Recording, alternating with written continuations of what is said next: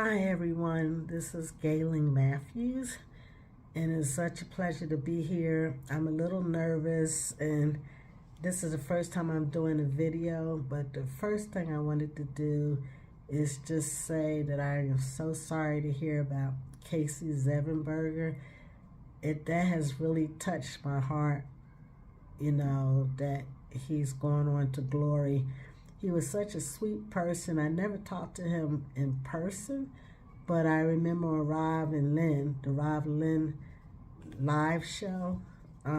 He would always say hi to me, and I say hi to Casey, and he was such a sweet guy, and I just saw that in the videos that he did, and I'm just floored that he's not with us anymore. So I just wanted to send my deepest condolences to his family, and also to the ONPASSIVE family for this great loss, and that just God be with him, with his family, and with us as we mourn and try to get through this loss. So it just saddens my heart that Casey's not with us anymore, and we'll just keep him in our prayers and remember him for the good times that we had with him.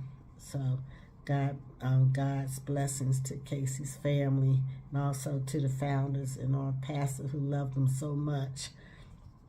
Right now I'm in Minneapolis, Minnesota, on a VIP dinner invitation with the Wildcat Sanctuary. So I'm not at home in Atlanta.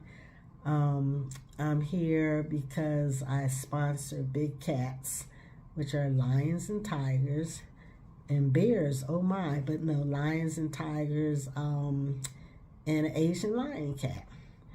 And it's a long story how I got involved with that, but these lions have come from abused situations, or have been breeded to be sold, or are trying to be sold to zoos or cub petting operations. And the Wildcat Sanctuary may come across some of these situations, or many of them, and take them into the sanctuary and give them a wild at heart life, and for the remainder of their life. And they do such a great job.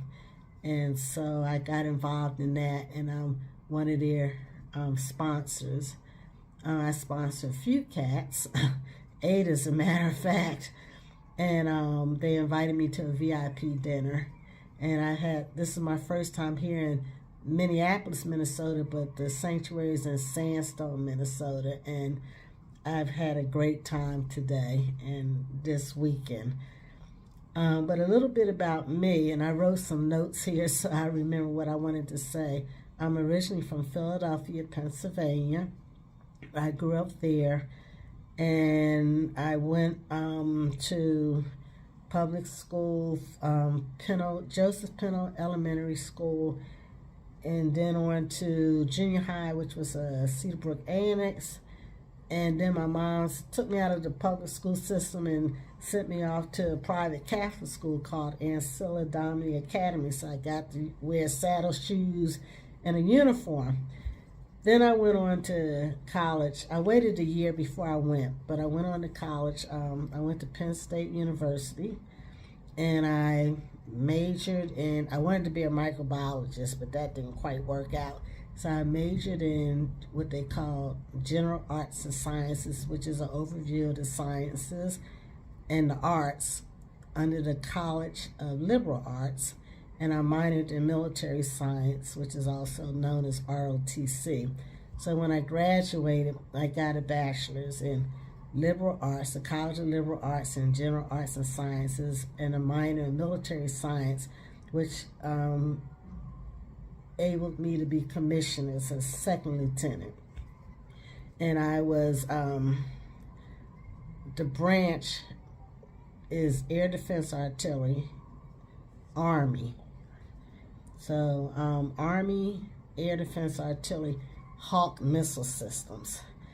So I went to, El Paso, that was Fort Bliss, Air Defense Artillery School.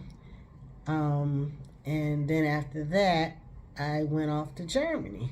I lived in Germany for about 15 months, I think.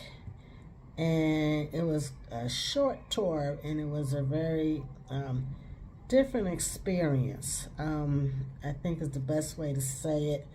I was the first female officer to be assigned to Air Defense Artillery Battery as a tactical control officer. I was assigned to the alternate firing unit because we have a base firing unit, which maybe has about 18 missiles or 9, I think 3 launchers, 18 missiles, and I was alternate firing unit commander, and I had 9 missiles or so, and maybe 3 launchers.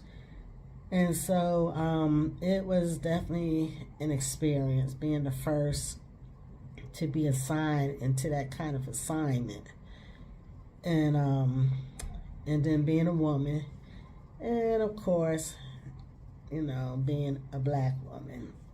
And so I can only say that it was very challenging. I didn't do the whole time, and I came out earlier, which is another story.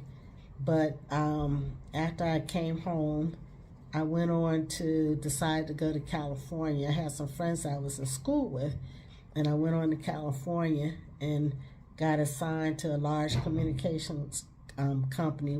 I got a job to work at a large communications company. I guess I can say it, AT&T. And I started there in 1986. And when I started there, I got assigned back into the military again.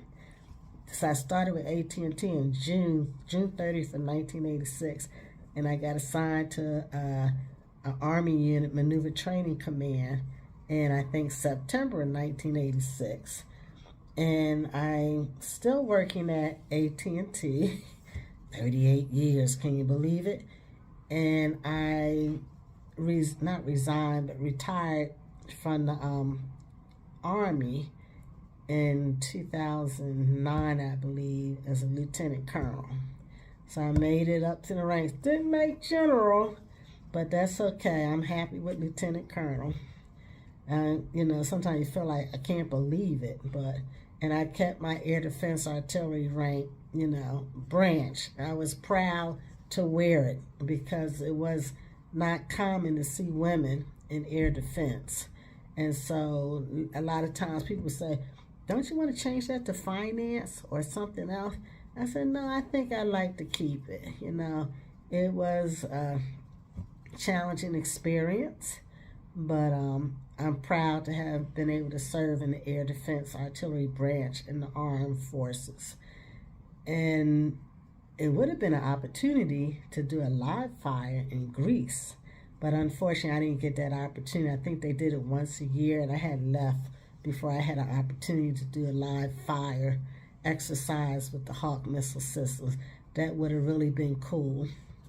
But that's what I did, and I'm still working at AT&T, and I'm hoping to be able to retire from AT&T next year.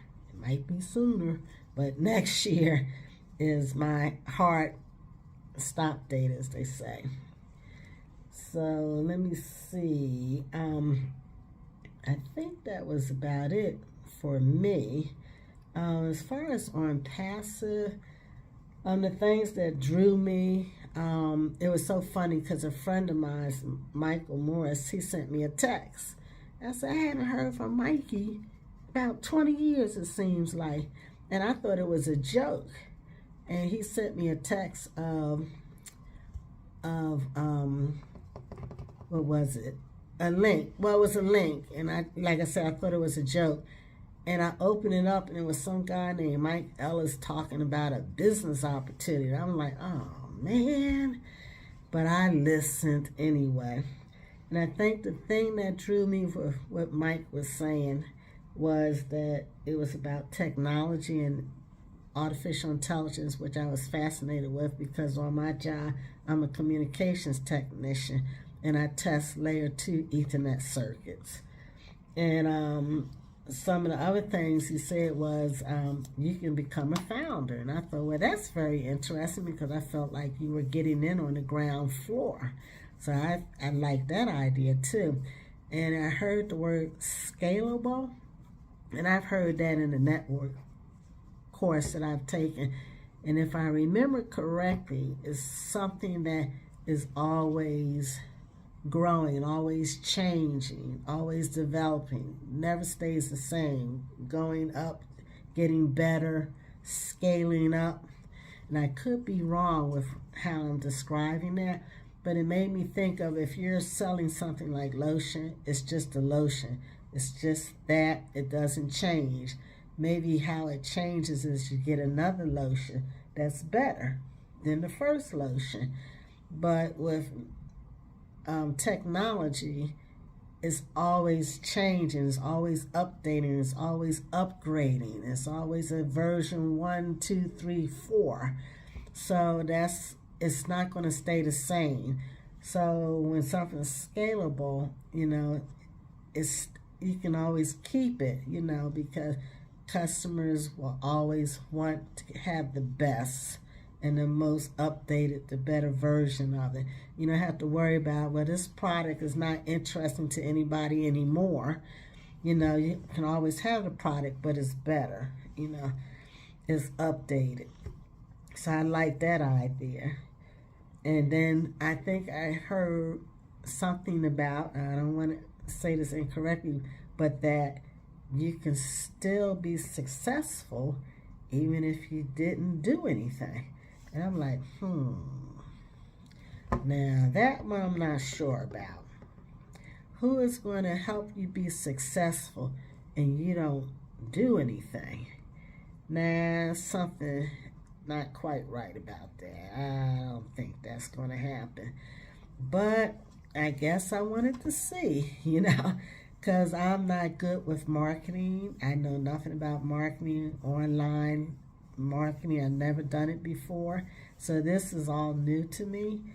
And I just had to see. So I signed up and I was like, Mikey, I'm ready to sign up. So I finally signed up with Michael. And I have enjoyed ONPASSIVE so much, the journey, just everything he shared from the World Cup to the station, the train station, to all the partnerships, to the super magulous cars. I can't even keep up anymore. And I've always said I'm going to write down everything, and I haven't done it yet. But just the journey, just everything that ONPASSIVE has done and shared with us, is just that alone fascinates me, if nothing else. If I got nothing else out of it, just to be a part of a company and just to be able to be on the inside of what the company is doing is amazing in itself. And what I did is, I joined, and over time with a couple more accounts, and I just felt like I don't have a big team, but I just feel like whatever I'm blessed to earn from ONPASSIVE or gain from ONPASSIVE, if nothing else, I can pay it forward and bless somebody else, And so I think that's pretty much it for me. But I would like to take the time, to thank Mr. Ash Mafar and his family for all he's done for us and what he's trying to do for us. I know he has some amazing things in store for us. All of the founders that keep us updated and guided on what's next, that's so much appreciated, because people who work like me, have to catch the videos if I can't catch it live, because we still work. And then to all the techs and the staff of ONPASSIVE, I thank you also. So thank you to everybody. I'm just so excited to be a part of ONPASSIVE and what's in store for us in the future, and looking forward to just doing great things with the company and being a blessing and paying it forward to others. So that's me in a nutshell, and I hope you enjoyed the video. I hope I made sense, and thank you so much, and you guys have a great night and have a wonderful evening, and I'll talk to you soon. Bye-bye.